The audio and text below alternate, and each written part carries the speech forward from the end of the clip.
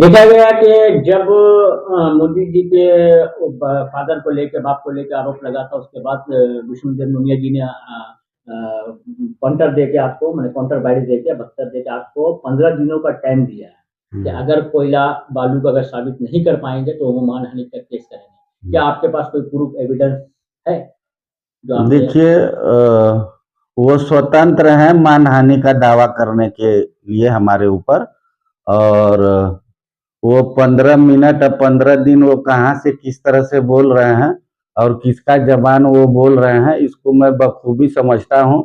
और ऐसा 15 मिनट और 15 दिन हम लोगों ने बहुत देखा है, और किस भाषा को वो कहाँ से प्रयोग कर रहे हैं मैं वो भी समझ सकता हूँ।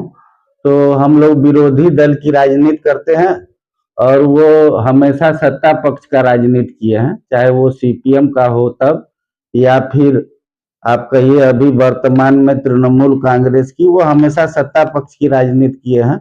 तो विरोधियों के लिए, हम लोग जैसे विरोधियों के लिए ये कोई धमकी मायने नहीं रखती। देखा गया कि उन्होंने कहा कि जय श्री राम बोल के हवाई अड्डा, तेल, ये सब को बेच रहा है जय श्री राम बोल के बीजेपी, मोदी जी। इस विषय में क्या है? देखिए, सरकार, केंद्रीय सरकार जो है, ये तेल जो है विदेशों से आता है, सऊदी अरब से और दूसरे विदेशी देशों से आता है। और वहाँ से जो दाम भारत के तेल खरीदने वाली कंपनियां और भारत की सरकार जो खरीदती है, तो जैसा रेट में वो खरीदती है उस हिसाब से उसको जो है कि यहाँ बेचना पड़ता है। और फिर भी जो है कि केंद्र की सरकार अपने तरफ से बार बार ये प्रयास करती है कि जितना भी हो सके केंद्रीय जो टैक्स का जो लिमिट है उसको कई बार बीच बीच में सरकार ने कट ऑफ किया, और कट ऑफ करके साधारण लोगों को जितना ज्यादा से ज्यादा सहूलियत दिया जा सके उसका भी केंद्र की सरकार प्रयास करती है। और आप लोगों ने सभी ने देखा होगा कि केंद्र के सरकार के साथ साथ और भी भारतीय जनता पार्टी के और एनडीए के सरकार जिन जिन प्रांतों में है, केंद्र ने अगर 10% की कटौती की तो उसी के साथ हाथ बढ़ाते हुए उन तमाम भाजपा और एनडीए की सरकारों ने भी 5-10% अपना भी कम किया। हालांकि पश्चिम बंगाल में तृणमूल कांग्रेस की सरकार में हम लोगों ने ऐसा स्पष्ट अनुभव किया है कि जो केंद्रीय छूट मिला था वही छूट सिर्फ रह गया। यहाँ की जो मौजूदा तृणमूल कांग्रेस की सरकार है वो अपने तरफ से कोई भी छूट नहीं दे पाई। तो ये जो श्री राम का नाम इस तरह बदनाम कर रहे हैं, इनको बचना चाहिए इन सब बातों से। लोगों को विभ्रांत करने का ये जो तरीका है यह पुराना हो चुका है, लोग अब उन लोगों को समझ चुके हैं। उन्होंने साफ लफ्जों में कहा है कि वो हमें क्या बुलाएं, बोलेंगे कि हम स्पष्ट भाषा बोले हैं। उन्होंने गलती भी माना अपने आप का। उसके बाद उन्होंने कहा कि ऐसा भाषा तो प्रधानमंत्री, गृह मंत्री भी बोलते हैं, तभी वो लोग माफी नहीं मांगे। सोफिया कुरैशी को पाकिस्तान का बहन बोल रहे हैं। देखिए, गलती मान लिए और उसके बाद फिर कहते हैं कि हीट ऑफ द मोमेंट हमने कह दिया, लेकिन हमने जो कहा वो ठीक ही कहा है। तो ये कैसा माफी मांगना है कि माफी भी मांग लिए फिर कह रहे हैं कि हमने जो कहा कोई गलत नहीं कहा, सही ही कहा है। तो ये अपने आप में अप्रासंगिक बात है। उन्होंने माफी मांगा कि नहीं, इसका भी स्पष्टीकरण उन्हीं को देना चाहिए कि माफी भी मांग रहे हैं और उसके बाद कह रहे हैं कि हमने जो कहा वो सही कहा है। और सोफिया कुरैशी जी के बारे में मैं कहना चाहता हूं कि अभी उन्होंने हमारे रानीगंज में 36 नंबर वार्ड में आकर के माननीय प्रधानमंत्री जी के पिता के संबंध में आपत्तिकर बयान दिया। इसलिए भारतीय जनता पार्टी का इस मंडल का अध्यक्ष होने के नाते मैंने उस बात को सुना और सुन करके उसको मैंने प्रतिक्रिया दिया। उसके संदर्भ में अब ये सोफिया कुरैशी का बयान जो वो टान रहे हैं और सभी लोगों को ये कहते चलते हैं कि भारतीय जनता पार्टी सांप्रदायिक है। अब ये सोफिया कुरैशी को बीच में ले आकर के इस मुद्दे में अब वो खुद सांप्रदायिकता का जो है कि कार्ड खेलना चाहते हैं। मैं आपसे स्पष्ट कहना चाहता हूं कि सोफिया कुरैशी जी को के ऊपर पूरे देश का नाज है, वो पूरे देश की फक्र है। लेकिन इस प्रकार का जो ये लोग टीएमसी के नेता जो हिंदू और मुसलमान को बांटने का काम इनके जैसे नेता करते हैं। भारतीय जनता पार्टी के कहीं भी किसी भी नेता जो है इस तरह का लफ्ज का इस्तेमाल नहीं करते, सांप्रदायिकता का इस्तेमाल बराबर इनके जैसे तो टीएमसी क्या के लगता नेता। है मैंने सुफिया कुरैशी का नाम लेके हिंदू मुसलमान ऐसा कुछ तो हाँ, इन लोगों का राजनीति तो ये एजेंडा ही है कि सोफिया कुरैशी जो है कि हमारी एयर फोर्स की एक अच्छी जो है कि पायलट हैं। उन्होंने देश के लिए अपने जान की बाजी लगा करके पाकिस्तान को जो है मुंह तोड़ जवाब दिया, और उनका नाम लेकर के वो जो हिंदू मुसलमान का जो विभेद समाज में फैलाना चाहते हैं, तो इनके जैसे नेताओं से लोगों को सावधान रहने की जरूरत है। साथ में उन्होंने ये भी कहा कि प्रधानमंत्री यहाँ बंगाल में आके उन्होंने ऐसा अल्फाज कहा, ओ दीदी ओ दीदी, ये क्या हिंदुत्व का भाषा है? अब ऐसा है कि दीदी हो दीदी, चाहे दादा हो दादा, ये कोई अमर्यादित शब्द नहीं है।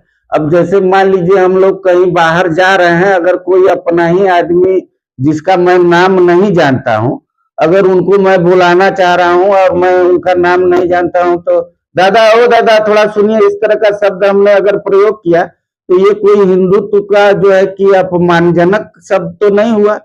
तो ऐसा जो भ्रामक स्थिति जो वो फैलाने की कोशिश कर रहे हैं, गलती करने के बाद चोरी ऊपर से सीना जोरी, ये कहने का मेरा तात्पर्य यह है कि अपनी गलती को छुपाने के लिए ये सब बातें आप न कहें।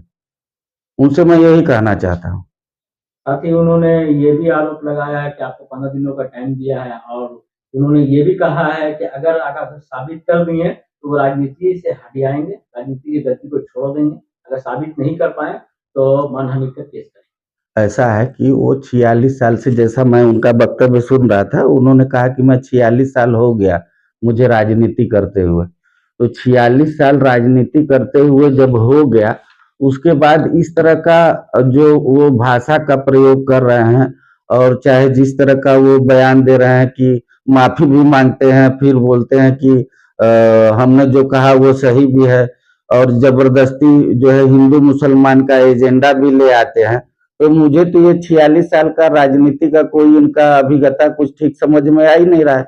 इन्होंने अवसरवादी राजनीति की है, अपना अवसर साधा है सिर्फ राजनीति में। पहले सीपीएम में थे, फिर टीएमसी में आए, और जो है कि जिस तरह का उनका भाषा है, सिर्फ समाज को तोड़ने वाला भाषा है। और जहां तक केस करने का सवाल है, वो स्वतंत्र हैं केस करने के लिए। मैं उनके किसी 15 दिन या 15 मिनट से भयभीत होने वाला नहीं हूँ।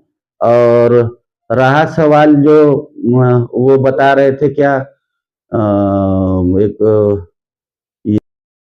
रहा सवाल वो जो बता रहे थे कि हमारे परिवार का कोई भी कोयले के काम से जुड़ा हुआ नहीं है, अवैध काम से।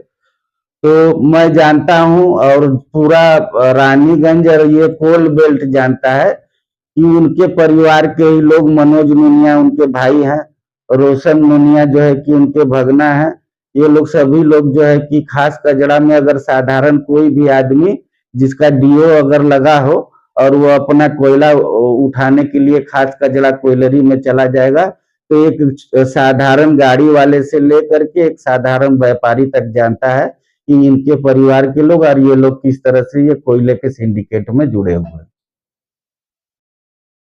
उन्होंने अपने प्रेस कॉन्फ्रेंस के दौरान ये भी कहा कि भारतीय जनता पार्टी जिस तरह कहती है, अमित शाह जो है बाबा राम अम्बेडकर साहब के ऊपर भी कई सवाल उंगलियां उठाई, वो तो माफी नहीं मांगे। ऐसा है ना कि वो पार्लियामेंट के एक वाकये को लेकर के जिसको विपक्ष ने बहुत हंगामा किया, लेकिन उसको जो है कि हम लोगों ने भी बहुत स्टडी किया है। सही मायने में बाबा साहब भीमराव अंबेडकर जी का अगर अनुसरण कोई कर रहा है आज तक के राजनीति में, भारत की आजादी के बाद, तो भारतीय जनता पार्टी बाबा साहब का सच्चे मायने में अनुसरण कर रही है। और लोकतांत्रिक मर्यादाओं का और मूल्यों का भारतीय जनता पार्टी अक्षर से अक्षर पालन करती है। और अमित शाह जी ने, माननीय गृह मंत्री ने, कोई आपत्तिकर बयान बाबा साहब अम्बेडकर के बारे में नहीं दिया। हालांकि पूर्व की जो कांग्रेस की सरकारें थी, उन्होंने कभी बाबा साहब को उचित मर्यादा नहीं दिया, लेकिन भारतीय जनता पार्टी की सरकार ने माननीय बाबा साहब अम्बेडकर जी के स्मारक बनवाने से लेकर के, मऊ से लेकर के, महाराष्ट्र से लेकर के, यहाँ तक कि विदेशों में जहाँ वो पढ़ते थे उसको संग्रहालय के रूप में विकसित करने का काम किया है। बाबा साहब की स्मृतियों को, उनके आदर्शों को, सिद्धांतों को फैलाने का और प्रचार प्रसार करने का, उनके विचारों से लोग अवगत हों, लोकतंत्र के प्रति लोग की आस्था हो, इसका विकास करने का काम, प्रचार प्रसार करने का काम, बाबा साहब के विचार को प्रकाशित करने का काम भारतीय जनता पार्टी ने किया। ये लोग सिर्फ बाबा साहब का नाम लेकर के ढोंग और प्रपंच रचते हैं। देखिए, विष्णुदेव नोनिया जी के लिए मैं एक शायरी कहना चाहता हूँ। मेरी उनसे कोई व्यक्तिगत दुश्मनी नहीं है। वो हमारे इलाके में आए और माननीय प्रधानमंत्री जी के बारे में आपत्तिजनक शब्द कहा, जिसका मैंने खंडन किया और करना भी उचित है। मेरा ये दायित्व बनता है कि हमारे नेता हमारे प्रधानमंत्री के ऊपर कोई आपत्तिकर शब्द का प्रयोग करेगा तो मैं उसका कटाक्ष करूंगा, उनको माफी मांगने के लिए मैं कहूंगा। लेकिन मैं उनके लिए कहना चाहता हूं, एक शेर है कि न तुम हमें सदमे देते, न तुम हमें सदमे देते, न बदमराइयां होती, न खुलते राज सर्वस्ता, न यूं रुसवाइयां होती। इतना ही मैं उनके लिए कहना चाहता हूँ। मेरा नाम शमशेर सिंह, मैं रानीगंज मंडल 1 भारतीय जनता पार्टी का अध्यक्ष। सन ऑफ बंगाल के माध्यम से हर खबर आप तक सबसे पहले पहुंचाई जाती है। सन ऑफ बंगाल जहां यूट्यूब, फेसबुक और वेबसाइट हर जगह पे है। हमारे यूट्यूब पे आप देखिए सन ऑफ बंगाल की खबरें। इसके अलावा सब्सक्राइब कीजिए, फेसबुक पे जाइए, फेसबुक पेज को फॉलो कीजिए। इसके अलावा हमारे वेबसाइट पर भी जाकर आप देख सकते हैं हर तरह की खबरें सबसे पहले। जी हाँ, हमारा वेबसाइट है www.sonofbengal.in। धन्यवाद।